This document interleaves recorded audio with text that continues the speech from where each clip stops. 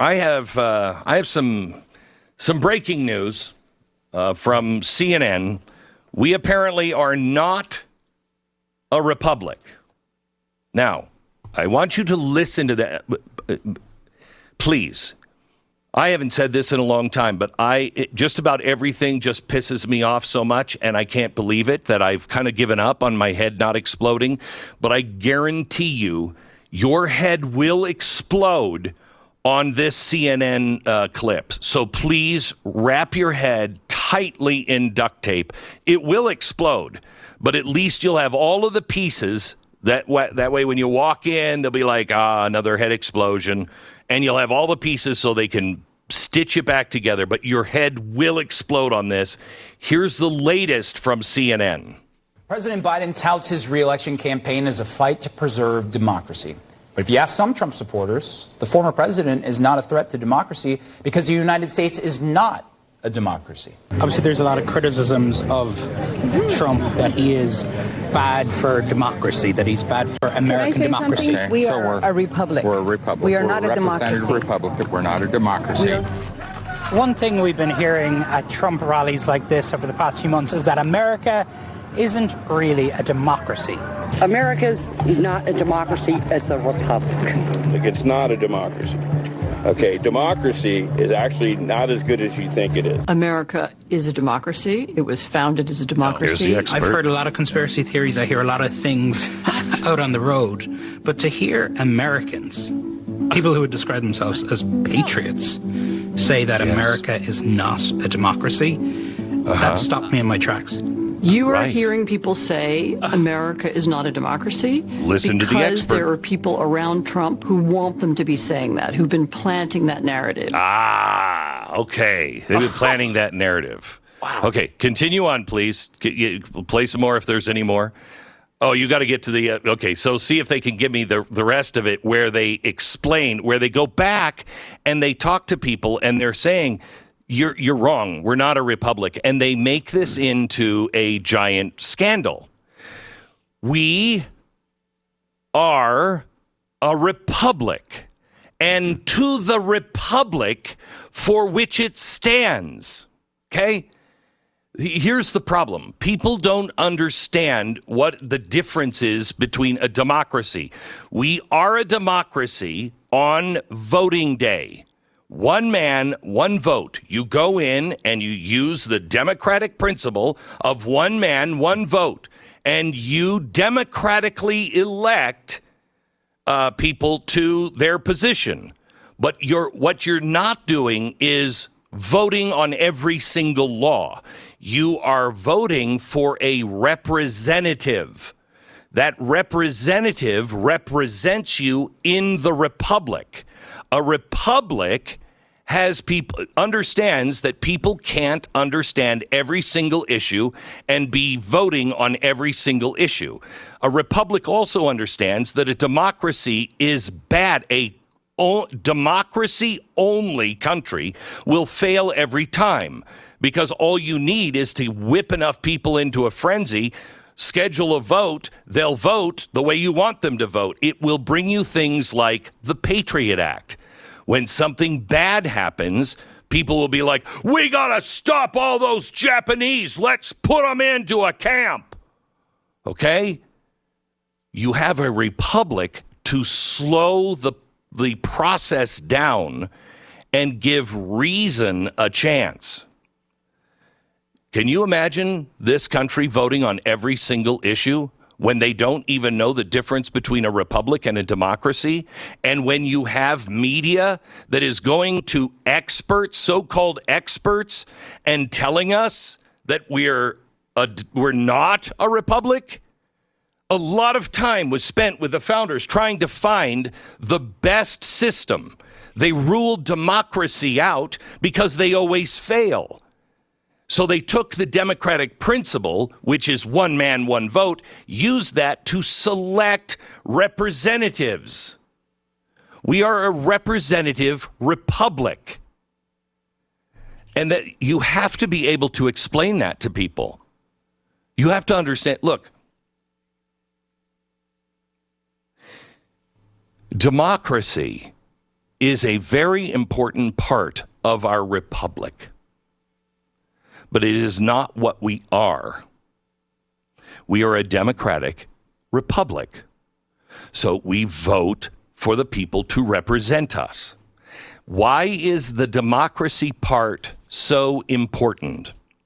Well, the democracy part is really important because what was the war in heaven all about?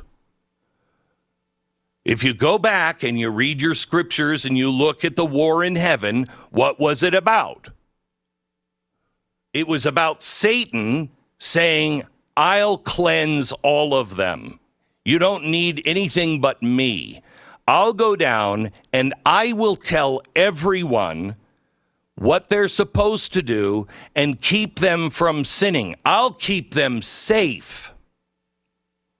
And they won't make any decisions on their own. I'll tell them they can only do these things. And then Jesus stood up and said, no, they must have freedom of choice.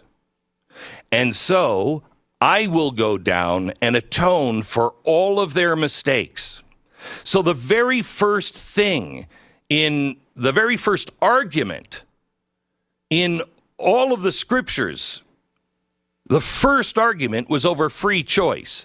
Do I have someone make all the decisions to keep me safe and free from all harm, or do I have a savior that will rebalance things and make sure that you're clean enough? Because no one can be clean enough.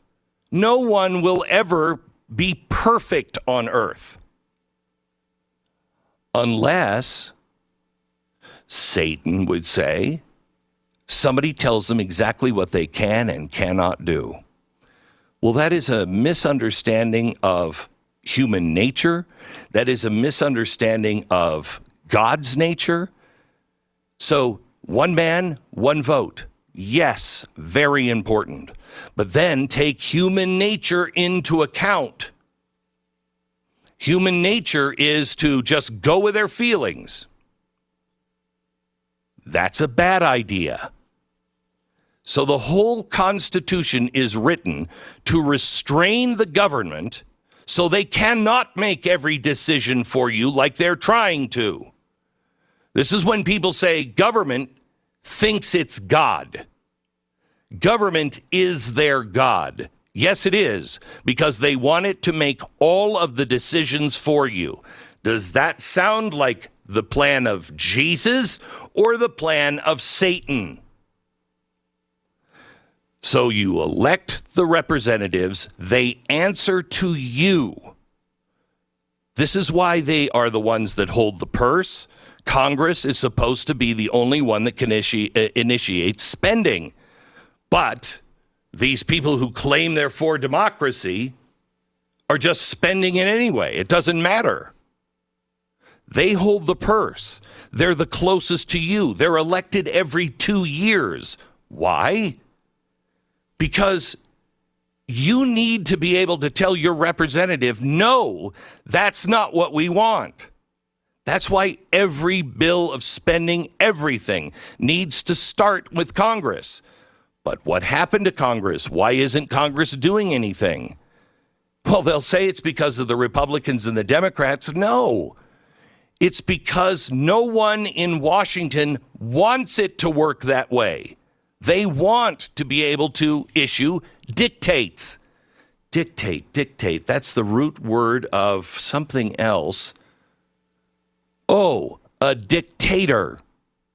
They want to issue either an executive order, which is part of the American Republic, but they were never meant to be used like this. All the things that are going through executive order now are the responsibility of Congress and the Senate.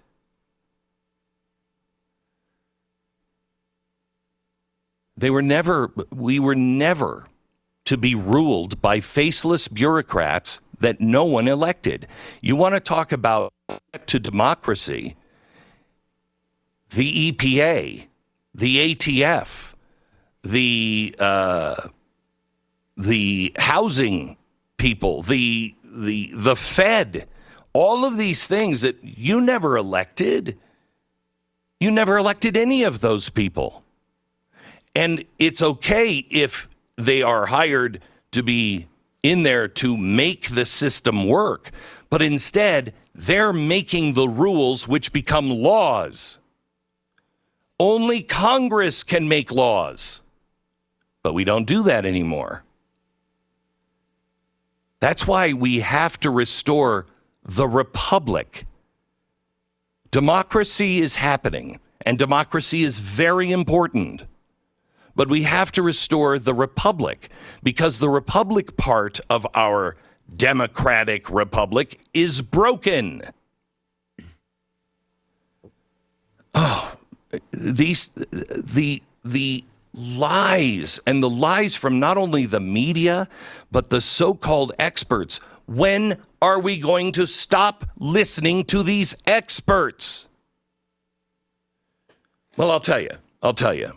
Because the rest of that CNN report went on and went back to the people who said we're a republic, not a democracy. And then they couldn't define what a republic was. Well, you're of no help. You're of no help. That's why we have the experts. Don't claim something if you don't. All knowledge, all information, everything you believe must be yours.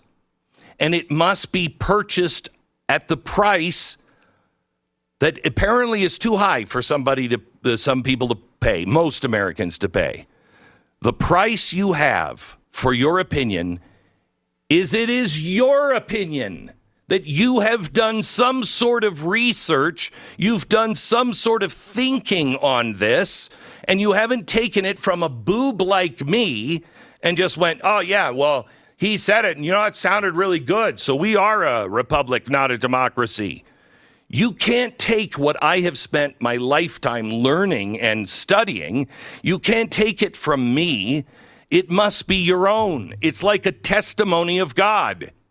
If you don't have a testimony that is yours, if you are feasting on somebody else's, you're doomed, okay? It won't work. It will break down, and people will say, well, wait a minute. What about this or this and this? If you haven't thought of that, then you don't really have a testimony. If you haven't thought, when I say, well, what is the difference between a republic and a democracy? If you can't explain that, how do you think your kids are going to explain it? How do you think you can possibly defend the United States of America? If we don't know what our rights are, if we don't know why they were established. Now, let me ask you something. Why would people who say one man, one vote is so important be the leaders on stealing votes? Why would somebody who really truly believes in democracy also at the same time be saying it's about the collective? Why? If you believe in the principle of democracy, that's the individual having a voice. And we have that here in America. That's part one of our republic. The individual has a voice. Now, why does the individual have a voice? Because, again, back to the war in heaven, Christ said, I will atone for all of them individually. It wasn't collective. We can't earn it as an individual. We can't earn it as a collective. But it was personal and individual to each of us. Okay, that's where we get all men are created equal. They're created spiritually equal. It doesn't mean they're born in equal families with equal opportunities or they'll have equal outcomes. It means we all are the same in the spirit. That spark of life is the same in all of us. And we all have the same rights. No matter what station you were born in, no matter who you are, you still have the same basic human right. The Gnostics tried to make this into a 1% kind of deal. The Gnostics were like, yeah, well, not everybody is saved. I mean, those who know, they're going to be saved, but not everybody. This is why we're supposed to treat everyone equally. This is why we're supposed to treat people like our brothers and sisters, because we literally are spiritual brothers and sisters of each other. And if we can get to a point to where we can see the spiritual spark in every human being, even when we meet them, even when we don't like them, even if they're trying to destroy us, they are still that person. They're still a human being, my brother or sister. This is why trials are supposed to be done. Justice is blind, because you're not supposed to look at the R or the D after their name. You're not supposed to look for the Trump or the Biden. You're supposed to look at the law and the claim of the breaking of the law and the facts, and that's it. With democracies, you get a mob, and in the end, you always get the collective. Both of those are evil.